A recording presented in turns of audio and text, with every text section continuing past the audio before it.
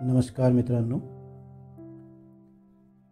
कथा वाचन या शृंखलेमध्ये मी आज तुम्हाला पुन्हा एक छानशी मराठी कथा वाचून दाखवणार आहे। कथेचे लेखक लेखिका कोण आहेत मला माहीत नाही। कथा छान आहे, मला आवडली म्हणून मी आपल्यासोबत ती शेअर करीत आहे। कथेचं नाव आहे जुनी विहीर। दोन लहान लहान मुले घरापासून काही अंतरावर खेळत होती। ते खेळण्यात इतके मग्न झाले होते की खेळता खेळता ते एका निर्जन ठिकाणी गेले। तिथे ते कधी पोहोचले त्यांना कळलंच नाही। त्यांच्यासाठी ते ठिकाण अनोळखी होते, त्यांना ते माहीत नव्हते।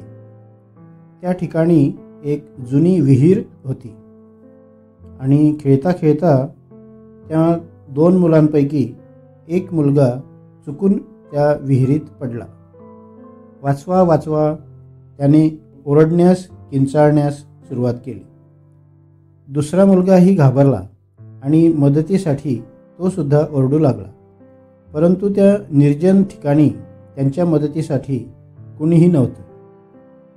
मग त्या मुलाने पाहिले की एक जुनी बादली आणि दोर विहिरीजवळ पडलेला होता। त्याने ताबडतोब दोरीच्या एका टोकाला दगडाने बांधले आणि दुसऱ्या टोकाला विहिरीत फेकले।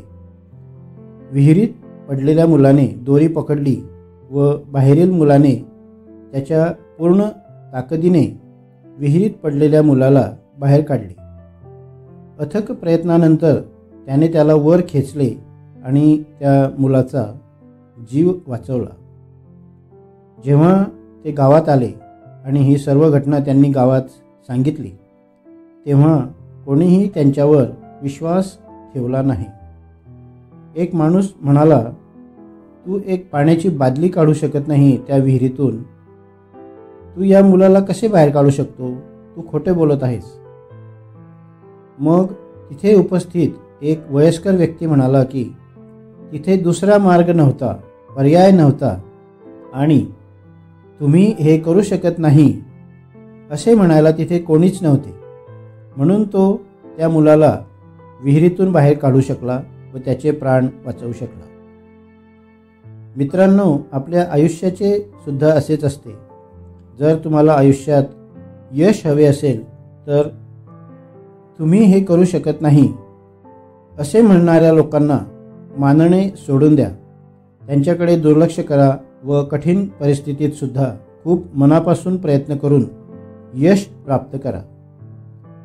धन्यवाद मित्रांनो, ही छोटीशी गोष्ट आवडली असेल तर जरूर लाईक करा व आपल्या मित्रांना प्रोत्साहित करण्यासाठी त्यांना शेअर करा।